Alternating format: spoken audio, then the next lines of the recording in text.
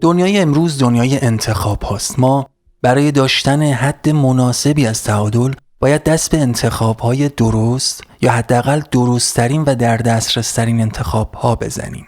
انتخاب ها که مسیر زندگی ما رو میسازن و ما بهتره که بتونیم خودمون با اولویت ها و تحلیل های شخصی خودمون انتخاب هامون رو انجام بدیم، نه اینکه سیستم ها با تحلیل هاشون با تحلیل های خودشون برای ما انتخاب هاشون رو انتخاب کنن. ما مینیمالیسم رو یه راه مؤثر برای توسعه و به تعادل رسوندن زندگی توی این دنیای پر از انتخاب، سخت و گاهن تحمیلی میبینیم. شاید در نظر گرفتن مینیمالیسم به عنوان تنها راه حل برای نجات از یه دنیای بی‌در و پیکر و سرسام‌آور راه کاملی نباشه، اما راه بسیار مؤثری بنا به تجربیات خود ماست که اصلا ایده اصلی مینیمال شیم از همینجا شکل گرفته. انتقال دادن تجربه هایی که حال خودمون رو خوب کرده به شما. ولی بهتره به این موضوع اشاره کنیم که در نظر گرفتن مینیمالیسم به عنوان تنها راه حل برای یه عده از آدما خب در اولین برخورد ممکنه یه چیز جذاب، عجیب یا جالب به نظر برسه، مخصوصا اگه تریبون بیفته دست رسانه‌هایی با اهداف همراستا با نظام سرمایه‌داری. این ترغیب شدن به بهترین نحو هم اتفاق میفته، چون به هر حال من و شما گرفتاریم و دنبال یه راه نجات سریع. آره، ممکنه سهل انگاری هایی صورت بگیره و سریع وارد عمل شدن یه زندگی رو حتی از هم بپاشونه. دیگه تقریباً متوجه اولویت‌های نظام سرمایه‌داری شدیم. میدونیم که سود و پیشروی خودش و اهدافش در رأس کار قرار داره. ولی ما هم به عنوان یه شخص تحلیلگر اولویت‌های خودمون رو داریم. توی اولین برخورد با یه موضوع ترغیب کننده، بررسی و تجزیه اون موضوع هم توی رأس کار ماست.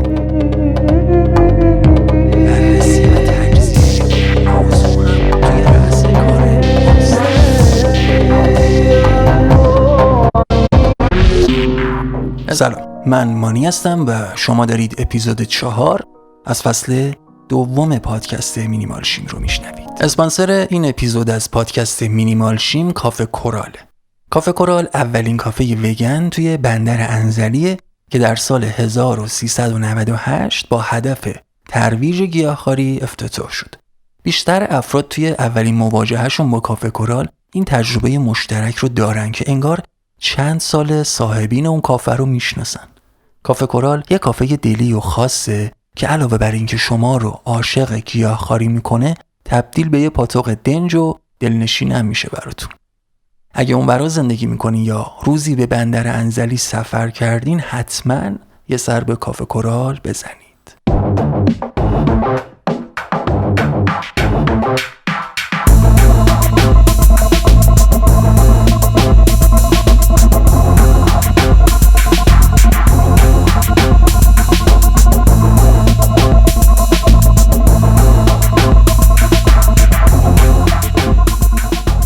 همونطور که توی اپیزودهای قبل اشاره کردیم، این فصل ما به دنبال بازتعریف باورها و تحلیل مسائل ریشه‌ای در زمینه بازیابی تعادل توی زندگیامون هستیم. به دست آوردن تعادل از دست رفته توی خیلی از مسائل مختلف چیزیه که قراره بارها توی زندگیتون احتمالاً باش روبرو بشید. چه بهتر که قبلش یه سری مسائل رو توی ذهنتون واکاوی کرده باشید تا مواجهه و تمرین‌های بهتری رو برای به دست آوردنش تجربه کنید. برگردیم به انسان تحلیلگری که در بطن وجود همه ما وجود داره و کم کم وقت بیدار کردنشه. تحلیلگر که میگیم در حقیقت منظورمون جستجوگر بودنه، جوینده بودنه، ایجاد یه فیلتریه که ما رو در امان نگه میداره از سموم سیستم. پس قبل از اینکه ما وارد پروسه نجات زندگیمون توسط مینیمالیسم بشیم، به نظر میاد که نیاز به تغییرات مقدماتی تری داریم.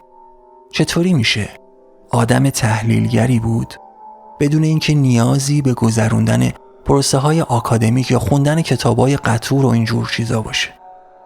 در حقیقت چطوری یه آدم معمولی با با قدرت تحلیل مؤثر میتونیم باشیم که کاراکتر خودمون رو هم نیازی نباشه دستکاری کنیم تا بخوایم حالا تبدیل به یه آدم دیگه بشیم. خب نمیشه که فقط آدمای با مطالعه و با معلومات بالا قدرت و توانایی تحلیل داشته باشن، یا حالا افرادی که به هر دلیل دیگه‌ای توانایی تحلیل بالایی دارن. جامعه ما پر از آدمای نیازمند به قدرت تصمیم گیری و تحلیل که شاید فرصت مطالعه ندارن، فرصت درس خوندن حتی ندارن، درگیر شلوغیای سرسام‌آور زندگی‌ان، اصلا پر از عذر و بهانه‌های الکی‌ان. فرقی نداره. ما هممون با همین دنیا رو داریم شکل میدیم. یا شرایط زندگیشون اصلا به اونا اجازه فکر کردن نمیده، فقط باید بدوئن. موضوع تبدیل شدن به شخص دیگه ای نیست. نمیخوایم بتره کنیم و دنیا رو تغییر بدیم و بریم به سوی اهداف بزرگمون. نه، ما همه اون چیزی که هستیم رو حفظ میکنیم، اصلا کاریش نداریم. فقط میخوایم با دید باز به مسائل نگاه کنیم، کمی عمیق‌تر، کمی بیدارتر و با فعال کردن یا قوی‌تر کردن آپشنی به نام تحلیل. داشتن یه ذهن تحلیلگر با قدرت تصمیم گیری بالا یه حق طبیعی و اولی است که متاسفانه تبدیل به چیزی تقریباً دست نیافتنی شده، اما ما به دستش میاریم. همین امروز هم به دستش میاریم.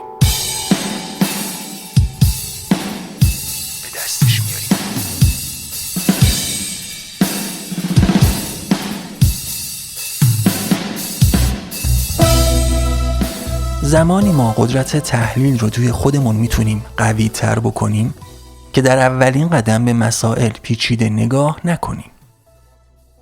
قبلا هم گفتیم ساده انگاری و بیخیال همه چیز بودن با دید مینیمال و ساده متفاوته ها.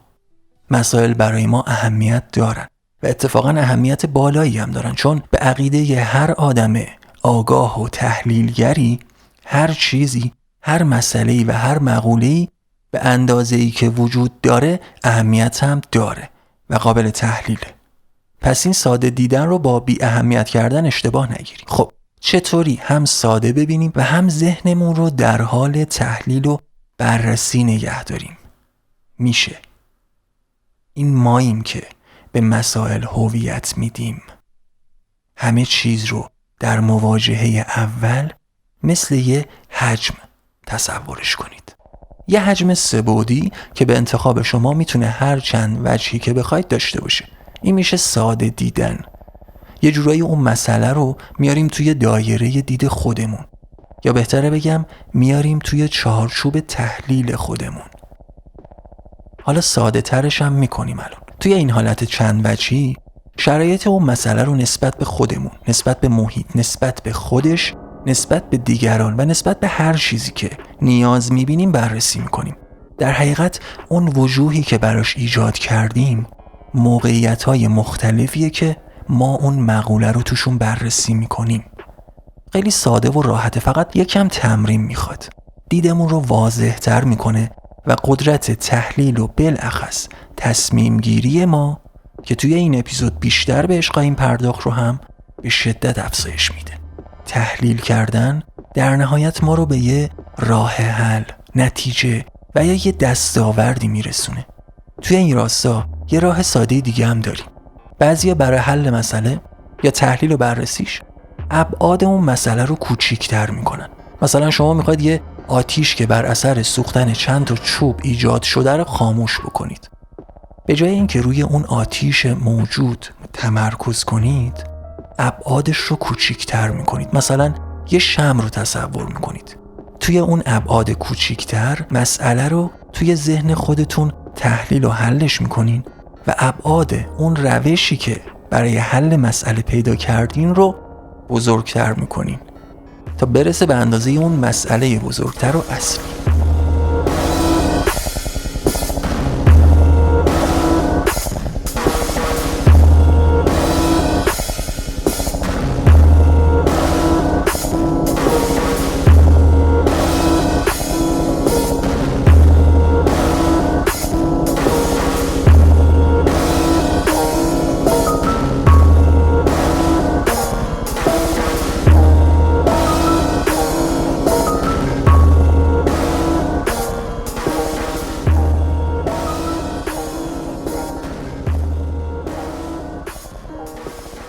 یه جورایی ما همیشه دنبال راه حلیم. اینکه چقدر اون راه حل زور میبره خیلی توی اولویتمون نیست. این ناخودآگاهه ها. یعنی همین الان که بهش فکر میکنیم خب زور و انرژی که پای هر کاری خرج میکنیم اهمیت داره برامون، اما حین انجام و توی لحظات درگیری با موضوع ما به یه چیز فکر میکنیم، معمولا حل و فصل کردن و خلاصی از اون مسئله. برای همینه که مثلا وقتی یه سگ دنبالمون میکنه ما سرعتمون چند برابر افزایش پیدا میکنه، در حالی که اصلا چنین توانایی و انرژی رو توی خودمون سراغ نداشتیم قبل از اون فرار. اینه که وقتی مسئله رو کوچیک‌تر می‌کنیم و بررسی انجام میدیم روش، راه حل رو واضح‌تر می‌بینیم و فرایند بزرگ شدن هم مشکل و هم روش حلش رو هم مشاهده می‌کنیم و متوجه یه چیزی میشیم این وسط، این که روش همون روشه، فقط یه کمی زور بیشتری لازم داره. اینجاست که میتونیم با سنجیدن توانایی خودمون اون مسئله رو یا به تنهایی یا حتی با کمک گرفتن از آدمای دیگه حل کنیم. میدونید انگار به ما یه تصویر میده و ما با دیدن این تصویر از چالشی که توش هستیم راحت‌تر میتونیم به رفع مشکل فکر کنیم و حتی انتخاب‌هایی هم برای خودمون قائل بشیم. این فرایند نسبت به هر مشکلی میتونه طولانی‌تر یا کوتاه‌تر باشه، اما در حالت کلی زمان خیلی کمی رو از ما میگیره و نتیجه دلخواه‌تری رو هم به ما میده. صحبت از کمک گرفتن و بیرون اومدن از غار تنهایی شد. توی اپیزود بعدی کار داریم با این موضوع. حالا بریم که میخوام یه تکنیک به شدت کاربردی برای به دست آوردن قدرت تصمیم گیری بهتون بگم.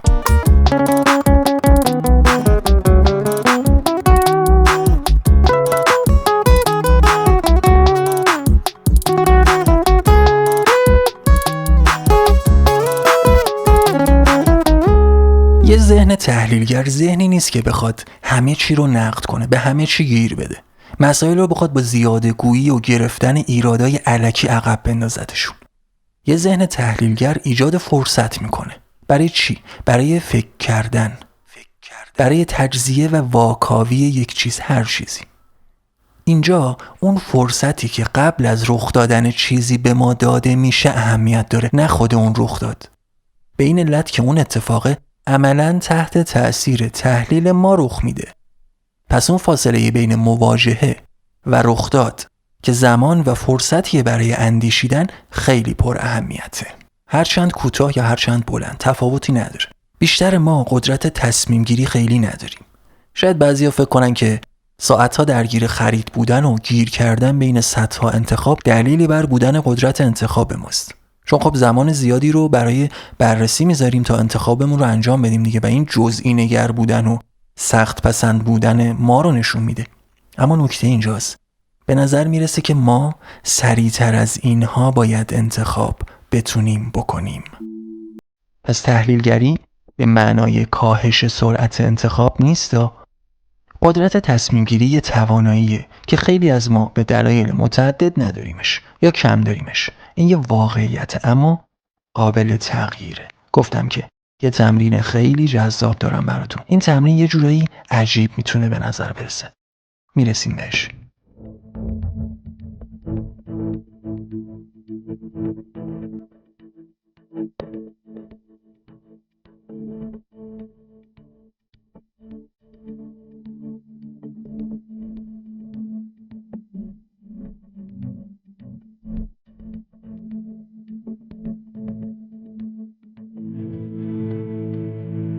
زمانی ما انتخاب سریعتر و در عین حال درستی رو میتونیم داشته باشیم که فضا برای بروز این توانایی به خودمون و به خصوص ذهنمون بدیم.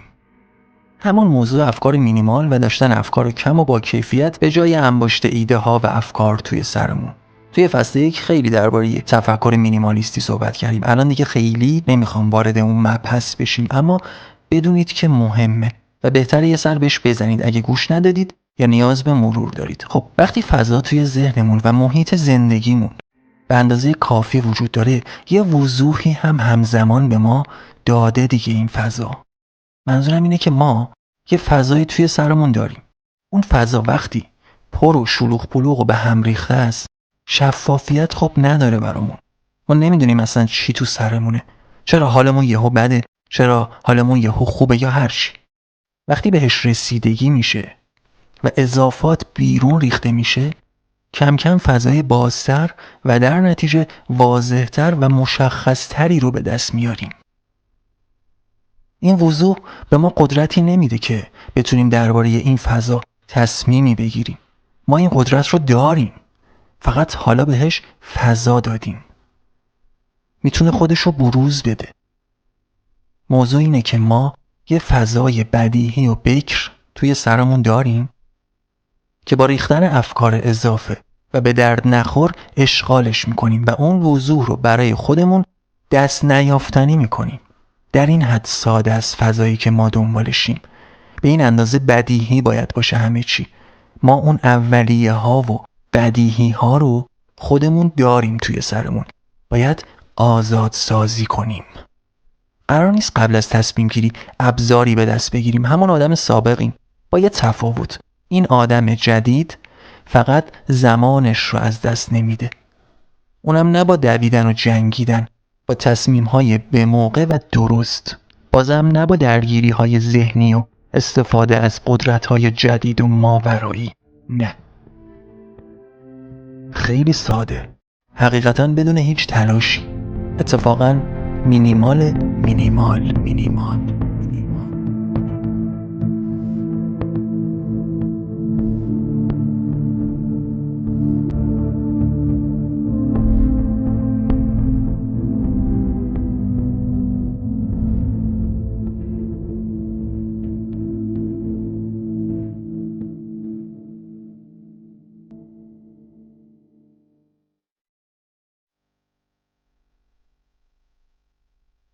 این تمرینی که میخوام بهتون بگم انقدر ساده است که ممکنه سادگیش گولتون بزنه و احساس کنید به هیچ دردی نمیخوره. اما خب به عقیده خود من، آدمایی که واقعا خسته میشن از وضعیت اکنونشون، هر وضعیتی، کوچیکترین و ناچیزترین فرصت‌ها رو با ارزش میبینن. بماند که این تمرین خب خیلی کاربردی و با ارزش هم هست، با وجود سادگی و آسون بودنش. ساده ببینید امروز.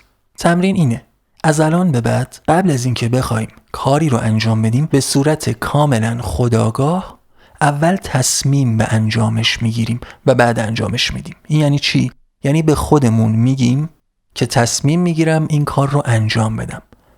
مثلا میخواید از جاتون بلند شید، قبلش به خودتون میگید تصمیم میگیرم از جام بلند شم. بعد از جاتون بلند میشید. میخواید در رو باز کنید، تصمیم میگیرم که در رو باز کنم. بعدش در رو باز میکنید. از کارهای خیلی کوچیک و روزمره گرفته تا کارهای بزرگتر فرقی نداره. اصلا محدودیتی قائل نباشید لطفاً. توجه داشته باشید، این نکته خیلی مهمه که حتما قبل از انجام کار تصمیم رو گرفته باشید. اگه کاری رو انجام دادید و قبلش یادتون رفت که این جمله رو بگید، دیگه نیازی نیست به گفتنش. فراموشش کنید، برید سراغ کار بعدی و این روند رو ادامه بدید. اصلا اهمیتی نداره که موقعیتی رو بدون گفتن جمله تصمیم گیری از دست بدید. همین. تمرین همینه. نه زمان و مکان خاصی رو میطلبه و نه نیاز به ابزاری داره. به مدت شاید کمتر از 1 ماه حتی همه چیز عوض میشه. توی دنیای عجیبی داریم زندگی میکنیم، نه؟ میدونید قدیما، خیلی خیلی قدیما، انتخاب‌ها محدودتر بودن و تصمیم گیری هم راحت‌تر بوده دیگه. الان ولی انتخاب‌ها، آپشن‌ها و گزینه‌ها خیلی خیلی زیادن و این هم خوبه هم بد. منتها به نظر میرسه ما توانایی اینم داریم که با وجود هزاران گزینه باز هم به راحتی گزینه خودمون رو با کمترین درگیری ذهنی انتخاب کنیم. میدونید چقدر زمان به دست میاریم؟ عالیه. حالا دیگه به راحتی میتونیم طبق نیازهای واقعیمون تصمیم بگیریم و چیزای اضافه رو به سادگی از زندگیمون حذف و حتی به زندگیمون وارد نکنیم. این فقط یه گوشه از دستاوردیه که این تمرین و توانایی تصمیم گیری بهمون میده. این تمرین سرعت تصمیم گیری ما رو بالا نمیبره که بدون فکر و تحلیل تصمیمی بگیریم و خودمون رو به فنا بدیم. این تمرین ذهن ما رو آموزش میده به قدرت تصمیم گیری شخصی برسیم. این حق رو برای خودمون قائل باشیم. در حقیقت سرعت پردازش و تحلیل ما رو افزایش میده. اینه اون کاری که این تمرین با ما میکنه.